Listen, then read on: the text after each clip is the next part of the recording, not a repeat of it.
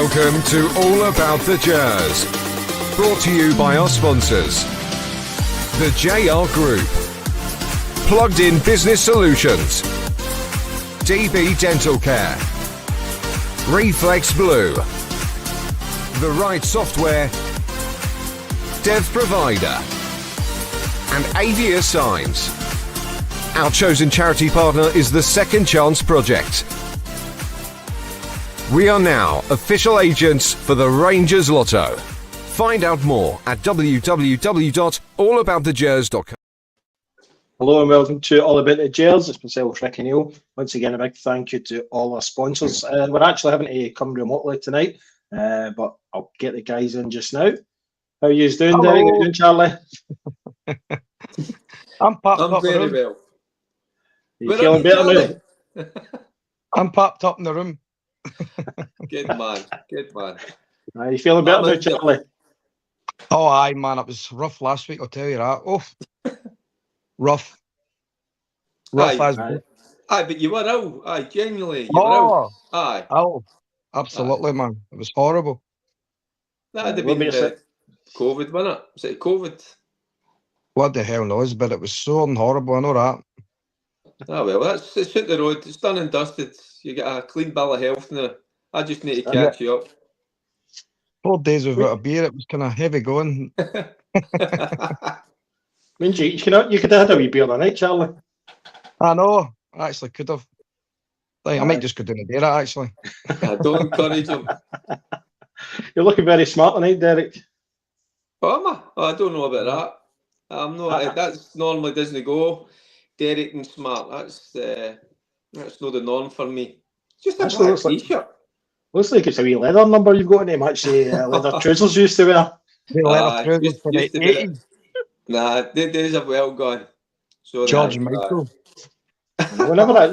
We should have showed that on the podcast, actually, your leather trousers with your Goofy t-shirt when you were up in Lewis and Harris. Nah, but many years ago. I mean, we're talking 40 years ago.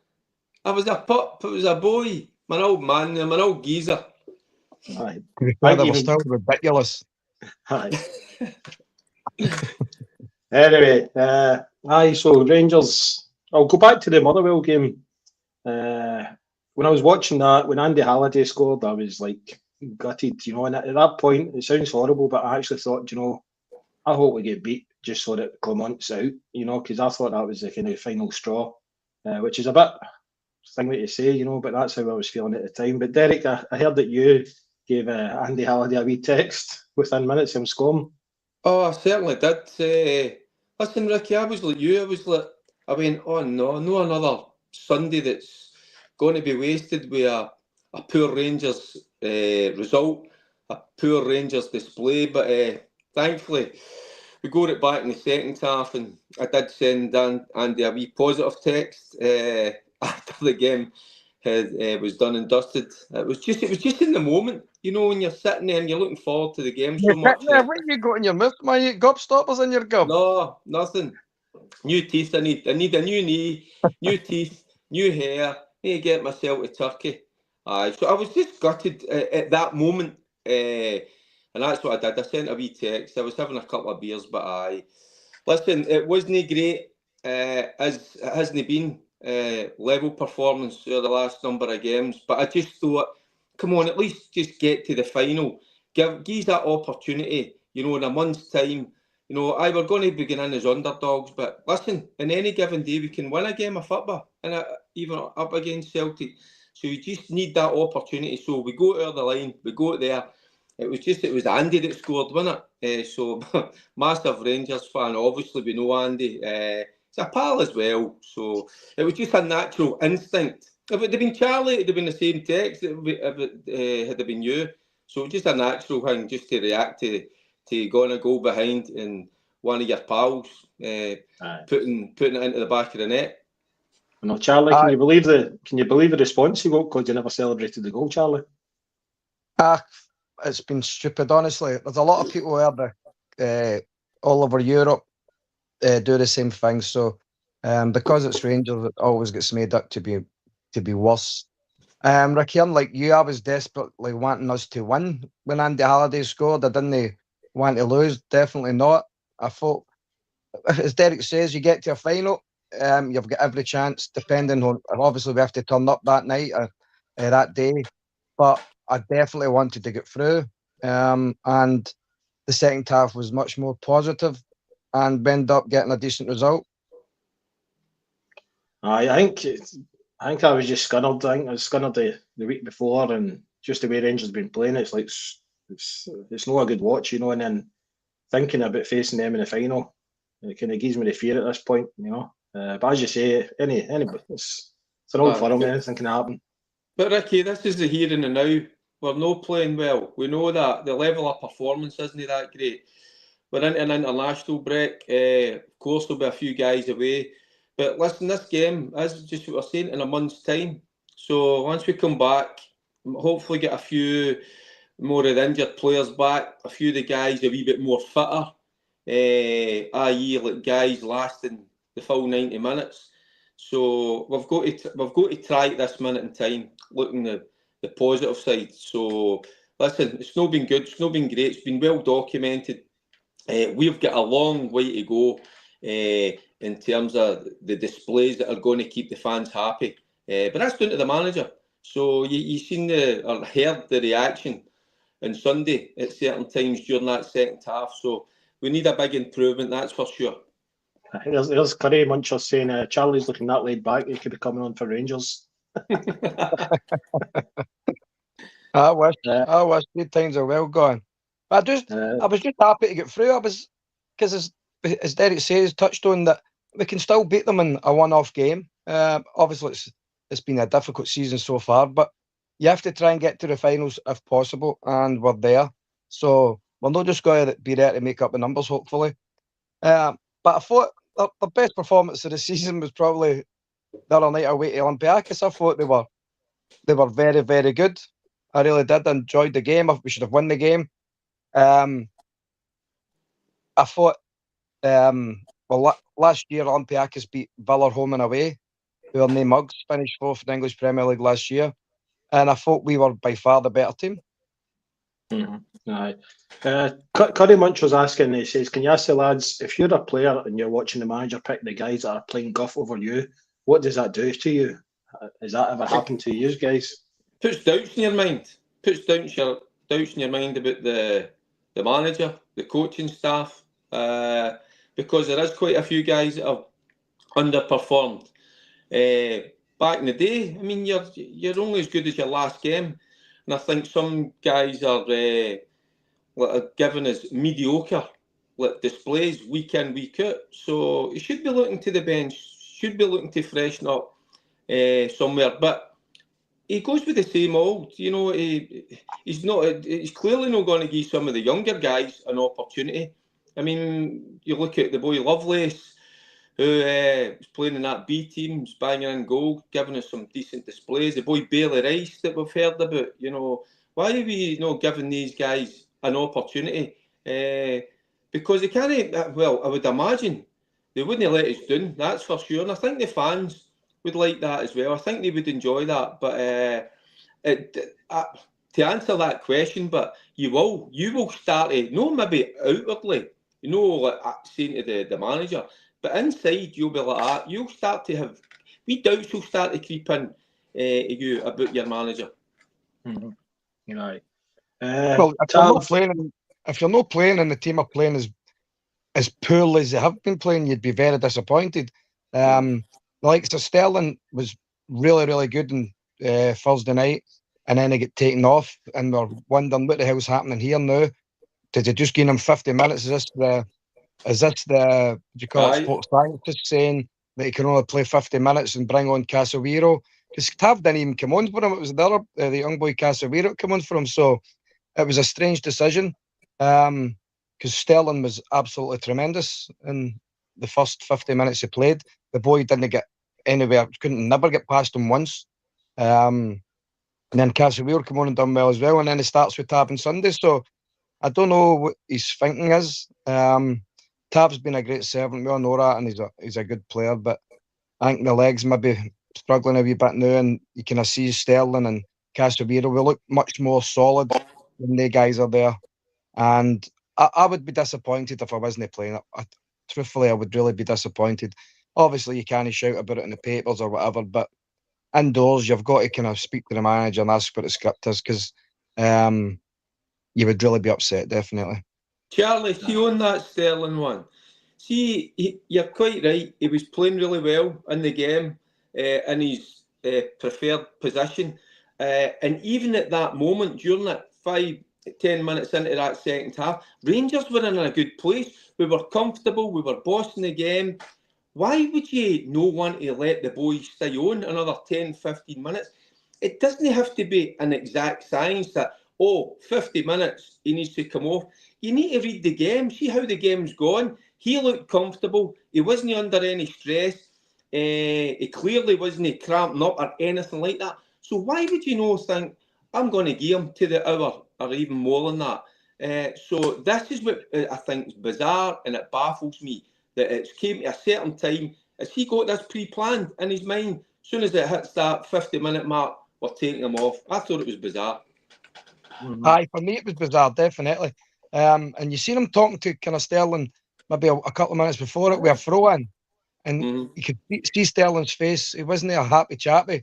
I think Sterling, the player himself's got to know when he's struggling, if he's obviously he'd been out. We've known he's been out for a while, but if he thinks he can play another 20 minutes, as you say, then let him play another 20 minutes. Get the minutes into them and get us defensively. We looked soft. I thought we looked strong. Get done as a couple of times the counter attack with some of the boys losing the ball in the midfield. So like Cherny and Raskin. Raskin, by the way, I thought was very good the other night, winning the ball back, but then giving it away a couple of times when he just won it, and then having to go and win it again. Barron was all over the pitch. But I just think I thought we looked quite solid the other night. And proper, I thought he'd done well. But first 10 minutes, I was worried. I was a wee bit worried about the way he started the game. But after that, there was no problem at all. I thought they handled everything really, really good. Obviously, the goal was disappointing. It's a great finish for the guy, but everybody tries to just mark space, as defenders most of the time do. But space doesn't score goals. Players score goals. So instead of marking the space, you want to go, somebody wants to get close to the boy who scored the goal. But it was a great finish. Aye. Just going back to the Motherwell game, Tavernier, he gets subbed in 68 minutes, then he didn't start in Olympiacos. Do you think his time is kind of coming to a close now at Rangers? There you go, Charlie. I probably think so. I wouldn't be surprised if something happened in January where he can get maybe abroad or whatever. Plays last few years out abroad, and I don't know, but I think the Casemiro and Sterling, for me, they're ahead of him just now, because he's not coming in with 15-20 goals a season, and that's what really kept him in the team as well, because he was getting us out of trouble with some great goals, but he's not produced. I don't think he scored one this season yet. No. One for the spot. Listen, Ricki, it's about the here and the now, and it's clear to see Tav's not played well this season, right from the get-go. We're not nitpicking, we're not having a go at him. We appreciate what he's done, but it's too important. So if you're not playing well, if you're off form, if you're maybe lost a wee bit of pace or the legs or the recovery, then it's up to the manager to take him out of the equation. Even sometimes to protect the player, but also to protect the team. Because you've got these younger guys, fitter, stronger, guys that are hungry, they've got a point to prove. I think you've got to be throwing them in. You've got to give them that opportunity. I think loyalty comes into it to a certain extent. And then I think he has been loyal to him. But he's clearly not, for me, the best choice in that position at the moment. So I was surprised that he come back in at the weekend in the starting line, because his form hasn't been good. Right. I know. Do you know, last week I was hosting a wee charity quiz in Saturday Sings, and there was a couple of the guys who'd been out with some former Rangers players playing golf, and they were basically saying that he's lost the dressing room, which I don't understand how any player can be like that if that is true. But there's Stephen. Who's lost the dressing room? Ricki, who's lost the dressing room? The manager, the player? The manager, aye, Clement, aye. Ah, right, Uh, what you're talking about. No, sorry, Clement. But there's Stephen saying the players play the hearts out in Greece. Yeah, it was woeful again on Sunday. Can't fathom out if players are playing for the manager or not. So, from what I'm hearing, it doesn't sound like they are. Well, it could, see in Europe what it could be. Some of these guys that they're in the shop window. All eyes are on. It's obviously Europa League. There'll be a lot of eyes on these players. It'll be up to them to go out and show what they're all about. But also as well, the games when we've played, I mean, we're 6 games unbeaten. I think one factor we forget about is we're no favourites for these games. We're underdogs, and I think that's where we have been. That's how we've done well in Europe, because the pressure's off. Where the pressure comes on is in our domestic league, where we've got to win games of football, and we should be winning games of football, and showing a better level of play. So that's where the pressure comes on. And I don't think, for most part this season, the players have been handling that pressure. We started well the first half on Sunday. We did. We started well, and I thought, here we go. Could be performance on the horizon here. We're going to get started really well. And I'm thinking, right, they've kicked on for Thursday night, and then the second half was terrible. It was disappointing. Hearts took control. Hearts could have scored a few goals. But we still missed far too many chances. But Dessers scores again on Sunday, scored in midweek. The one in midweek that he hits a goal away, if he hits it high and the goalie saves it, everybody's shouting at him, hit it low and it's a goal. So sometimes Dessers can't win because he works his arse off for us the other night. Worked all the pitch for us. He got a great goal, but some of the worst defending I've ever seen for their centre back. But it was one of the ones where he didn't have time to think. He just had it. Like the one when he went 1-on-1 with the goalie. I think it was maybe just offside, but just at least miss the post. He keeps on hitting it at the goalie. See if he puts it past the goalie sometimes and you go, all right, it goes past the post, but at least he's trying to get it around him then, instead of just keep on hitting the goalie in the balls. Right. I know, do you know, I actually got a wee last minute call up to hospitality on Sunday. My mate Andy Pollock phoned me at 5-2, said, can you be at Ibrox for half 2? So I was at the game. And I felt, see when they scored, it's as if they changed formation and as if they actually were quite happy with a 1-0 win. I mean, it was a strange game. And Rangers teams in the past, and I don't know if people say, oh, you shouldn't be comparing them with the past. Aye, we should. Because when you're at Rangers and you're at home, whoever you're up against, you're expecting, to dominate the game, which we don't dominate games. So you get after a great start. And I think the manager spoke about that. It's important you get your nose in front, and then that's where the confidence starts to come out. So we should have, even get into that second half, we should have come out, puff the chest out, go out there, show what we're all about, start getting a few goals. Because, Charlie's saying we're missing a lot of chances. I don't think we're creating enough chances as well. We're just not... No, but I agree with that, but I'm saying the chances we're getting, we're missing. Aye. But we're not good.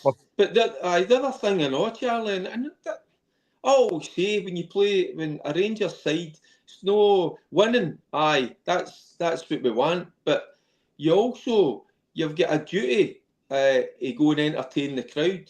Because they pay good money to come and watch your games. They want to see us win, but they want to be entertained.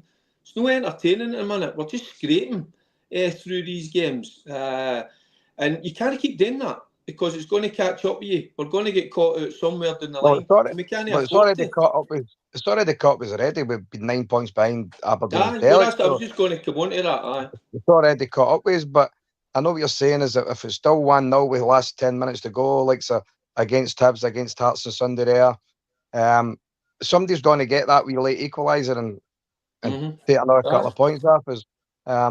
Neill coming back, hopefully that'll help get him fit over the next couple of weeks, try and get him in top shape and try and get him back in. But Charlie, there's other frustration. Why are we not putting Neill on at least half an hour to go? He needs minutes. No, and I would have played. I'd start him up front with Dessers, just play him up front. And everybody's raving about Cherny, who technically is a good player. I think he gets the body off him too easily. I thought Thursday night, I'm glad it was Sterling. It was right back and no Tav, because Sterling was big and strong, and he won a lot. He got back in his position very quickly, and the boy couldn't handle him. But I thought Cherny lost the ball quite easily in the first half the other night. And Bajrami, I think Bajrami can do more. I think he has to play in the number 10 role, and I don't understand why he's not, and pushing Jeff the up one. But Bajrami's been playing, and then put Casemiro in at left back. But only Clement knows the reason. But I think Casemiro and Sterling have to be in that team sooner rather than later. I'm just going to go into social media now because we're getting loads of comments coming through. So Billy Kay, he's saying we're playing absolutely honking right now. The manager knows we're not happy. We have to stick with it. What's the option at this stage of the campaign? What would you guys do? The option is, and he'll not do it, he needs to start tinkering with that formation in terms of put boys in positions where you're going to get the most out of them. But he's going to. What we've come across is, but obviously now we're asking, and me barring, there's they've got a relationship going there, so we're quite happy with what I've got in there. But ahead of that, we've got to kind of get players that Charlie's just talking about Bajrami. You can tell a mile away he's a number 10. You get on the half turn. Can we know sometimes go to 3 at the back? You know, the thing is, he's not going to do it. He's not going to change. And is he just waiting until he gets a few players back fit, like Cortes, Batondo? That's what it looks like. You know, is he going to wait? Is he waiting till they get back so he can play them higher up the park? But I just thought he should have tinkered a wee bit more with that side, because sometimes the opposition knows exactly how we're lining up, what lies ahead, who's playing against us. We've no pace. I've said that for the off this season. The one thing we lack is out and out pace. You know, Bajrami, he's got decent legs. Cherny, he's not the quickest, the most powerful. But you've got guys like Lovelace, the younger guy. You know, just why don't you throw him in? Danilo as well. Charlie spoke about it. I think Desert, he scored 3 goals the last 3 games. Listen, and you've got to tip your cap to him. But I think I'd love to see a striking partner with him, because I feel for him a wee bit up there, Charlie. It's as if he's 100%. trying to fight the 2 centre-backs himself, plus link the play, which he's not very good at. And I just think he gets caught up in that battle.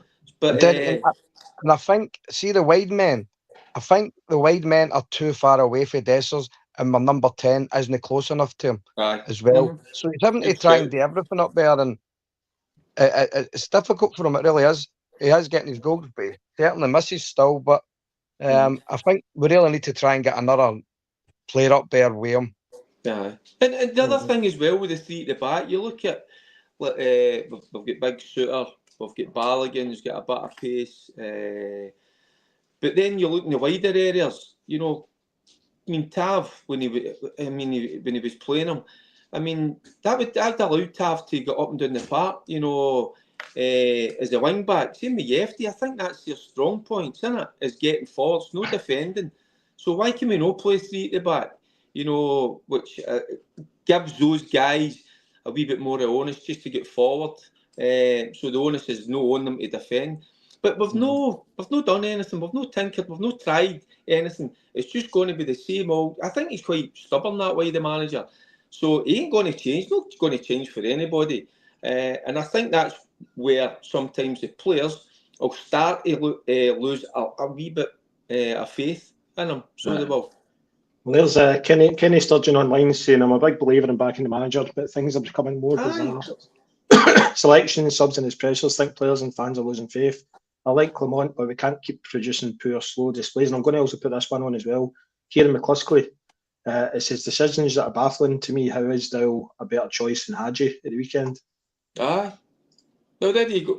I don't know, Ricki, then, is it you in a pecking order? Is it the loyalty? Is it everything that's went on with Hadji?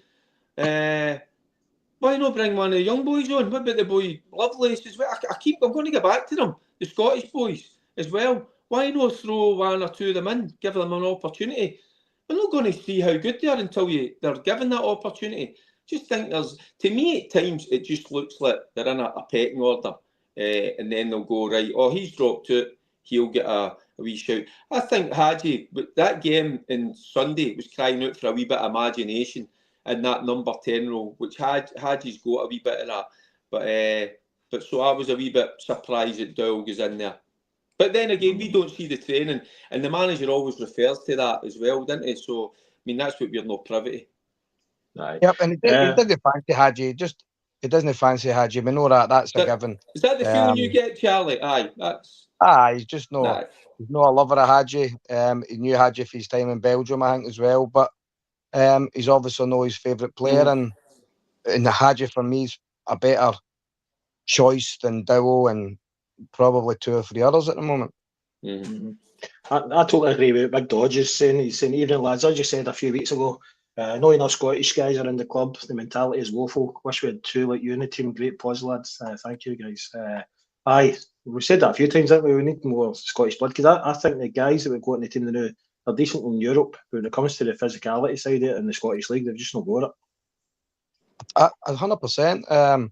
The lack of Scottish players in the team is alarming, disappointing, but there's nothing we can do about it now. We just have to kind of get on with it. He's not going to bring in the young Bailey Rices and that. Unfortunately, he's not going to give him a chance, especially with our 2 probably best players at the moment are Raskin and Barron, and probably wee Bailey Rice. That's his similar position. I don't see the wee man getting in there at the moment, unfortunately, but he should have probably been in sooner. And I don't really know if we're getting up front or any young boys, Scottish boys, but we definitely need to start bringing some kids through. Obviously, you can't just bring kids through if they're not good enough, I get that, but and we have to start signing Scottish players again as well. Aye, I think that's a I think over the course of the last few years, there's been quite a number of Scottish boys that we could have brought to the club. It's our identity, and you need that Scottish. It's the mentality that we bring. We're a wee bit gallus. We're quite aggressive by nature, and I think sometimes we miss that. And I think it's all the part of the mix in a team. Sometimes we need that core throughout that dressing room. Not saying playing week in, week out, but just have them in that squad in that dressing room, because fans feed off it. And certainly I know in my time as well, and I know we're going way back, it's great when you've got the Scottish boys and you're lining up, you're out in that park, and they're not just your teammate, they're your pal. They're who you go out with, who you socialise with. And sometimes even you've got that bond, and that you take that onto the park, that can sometimes give you an extra 10%. Yeah, because you know who's got your back and who hasn't, or whatever. But I don't know how they socialise nowadays, but a wee bit differently from your day, Charlie. I would imagine so. But we were friends. 99% of us were friends, and we went out together, and we got on great together. But I just, do you know, Charlie, that'd be interesting to know what the guys are like away from the park.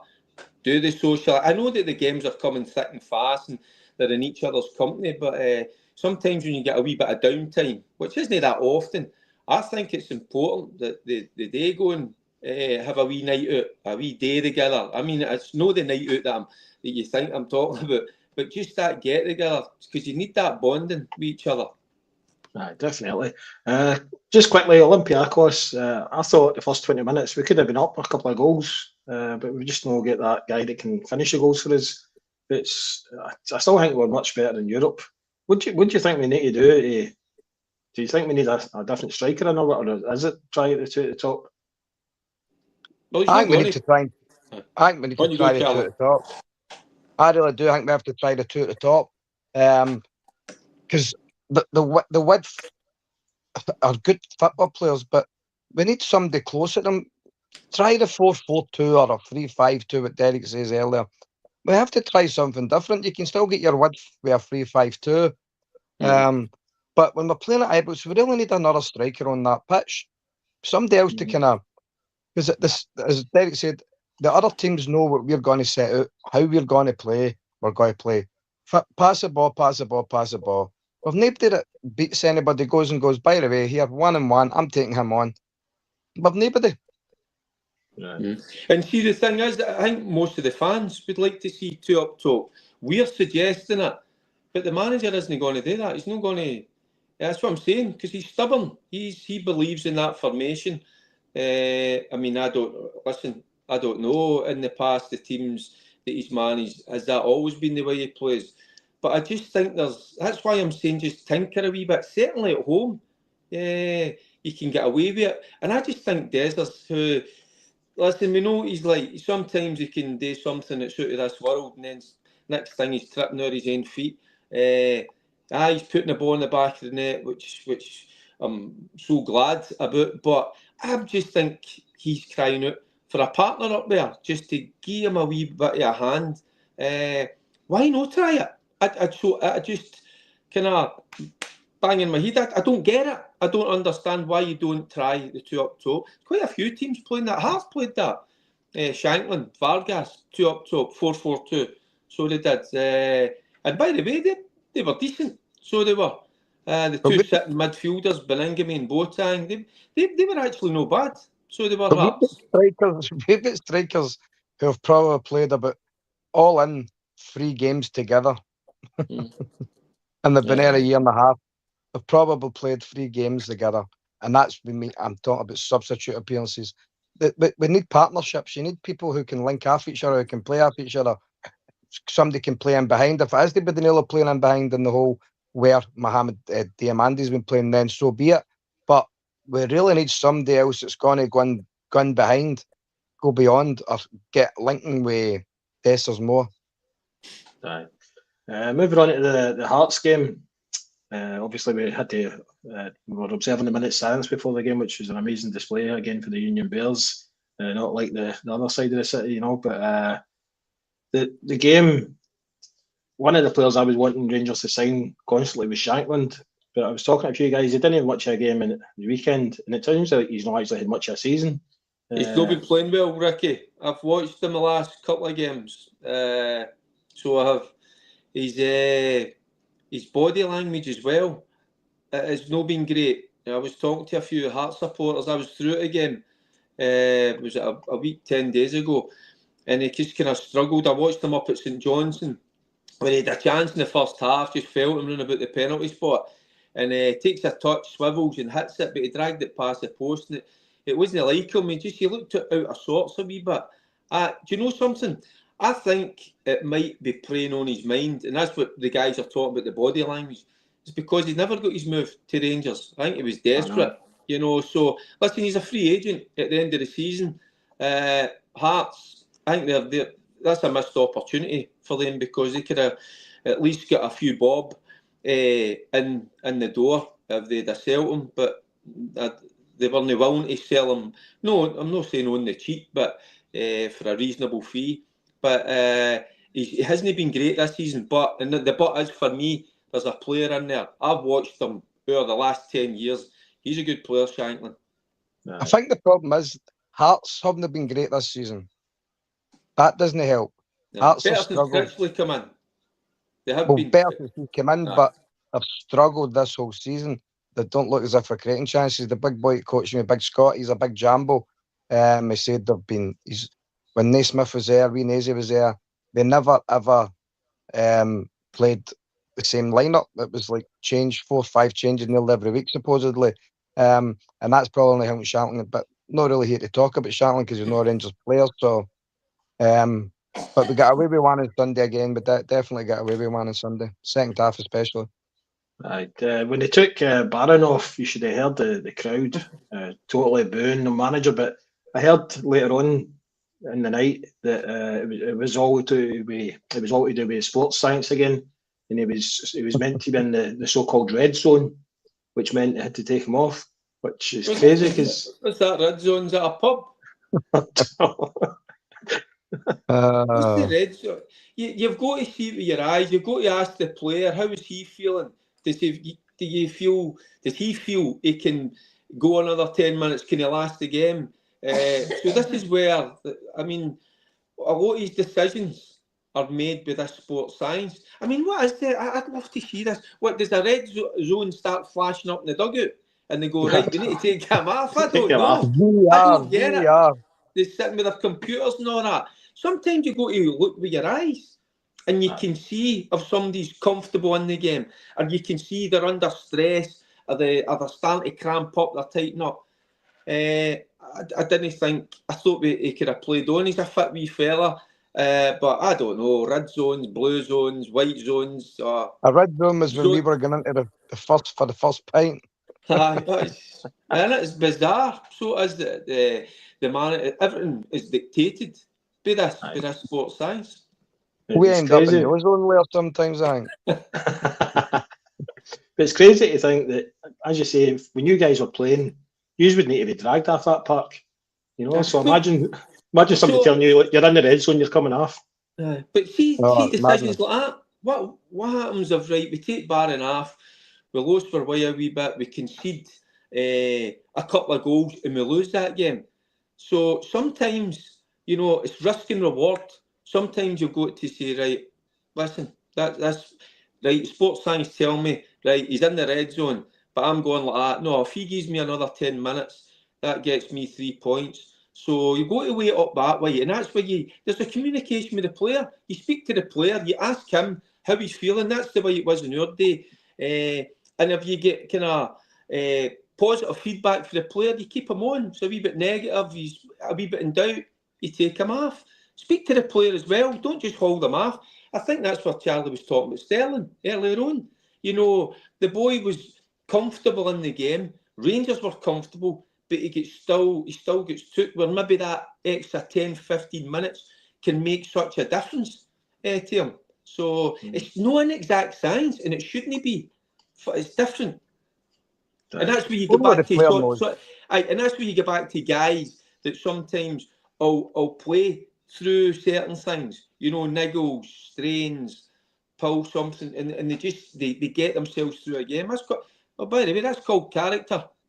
So it is. Right. Well, there's G. Calder saying, imagine he ignored the sports science red zone and he got injured with horrendous injuries last season, asking the players, but we still get horrendous injuries this season. Do you know, that was just the one thing that when it came in, that he says he was going to change. He wasn't happy with the players' fitness. He says that certainly was going to change. I don't really see it, to be honest with you. That's us a year down the line. I don't see a big difference in our fitness. And I mean, listen, think in the past all the great Rangers players we had, but see what Rangers were famous for was our physicality and our fitness. So we were always a strong physical side. Took a lot of pride in that. But I don't see a big difference. Nah, I think we're worse. I don't see much difference in injuries as well. And I know whoever that was that says that about the red zone if we get more injuries and that, but it's the players go to know. You know what? See if you've got a niggle, you know, right, I need to come off here. If it's one of the ones that can make it into a 4 or 5 week job, if it's your hammy or your calf or something like that, you know yourself if you're struggling. If you're getting a bit of cramp, then you know, by the way, this isn't going to do me any favours by staying on another 10, 15 minutes with a cramp. I'll end up doing my hammy or my calf or my thigh or whatever. The player knows. I know the boys' question there was, I understand that, but the injuries last season, but the injuries haven't improved then this season. Aye. Listen, obviously you guys can't see all the comments are flying in for YouTube and Twitter and Facebook and things like that, but there's loads and loads of people that are wanting the manager out now. And there's 2 names constantly getting kicked about, and it's McInnes and Muscat. What's your thoughts on the manager? Is it time for him to go? No, I don't think it's time for him to go. I want the team to be playing better, aye. And I think we've missed the boat for Muscat. I definitely think we've missed the boat for Muscat. I think he's on fortunes in China. I think he's just won the league there or something like that. Right, so we've probably missed the boat in that one. I still believe in Clement that he can still get it right. I really do. I hope so, because I hate changing managers all the time. I don't like it. Once he does get his full strength team back, if he can possibly, then hopefully we can pick up and we can improve. We're just scraping by results now, but it's got to be better performances. And I get a lot of people are disappointed with Clement, but his players have got to have a lot to answer for as well. Aye, Derek? Well, see, when he first came in, the turnaround, it was remarkable. So, listen, there was a lot of credit in the bank for me. But this, I actually thought we would have kicked on with him this season. But just, it's just that style in terms of, you know, we go a wee bit long, too much for me. Get the ball forward. I like to see a wee bit more control of the game, a wee bit more possession based. And the results recently, of course, it's a results driven business. So he's going to stay in his job if you get the results. It's just a level of performance, because you'll only get away with it up to a certain point, and then it'll catch you up. And we will only be winning games like that on Sunday. We'll be drawing a game. We might even lose it. And that's my worry. So I've got slight doubts here. But is it the time to sack him? No, at the moment. Let's get back for this international break. We've got a few games that we can win. See if we can win them handsomely, and then take us into the all-important game on the 15th of December, the cup final. Right. Now, that he needs to beat Celtic. I think that's the one for him as well. You know, he's been up against Celtic, 4 or 5 times, no won a game. Right. So it's such a big game for him. But up until that, he's got to win, but he's got to do it with a wee bit more panache, a wee bit more style. Need something more about us. So, but this game on the 15th, already it's on the radar. See the cup final, see if we didn't learn for the mistakes the last few times. God, I'll be upset. I'll be so upset. He has to learn for the mistakes. And that's a key thing, Charlie. It's in it. It's about going up against opposition that's like to flare with you. So you've got to learn for that, you know, and maybe change your style just to win a game of football. It's about winning, and it's so important to the fans. So we'll see. Against them, I would go 4-5-1 against them with just pure energy in the middle of the park, just getting round about them and close to them, and then try to hit them in the counter. But keeping the ball and being good in the ball as well, of course. But have players in the areas where we can hurt them, and no players in the areas where we're hurting ourselves. No. Yep. Well, I'm afraid that's coming to the end of the podcast already. It's also an international break next week, so we'll be back in 2 weeks. Maybe back in the studio if Derek can make it up the stairs. Yeah. Go from up. But thanks for it. It's quite good, isn't it?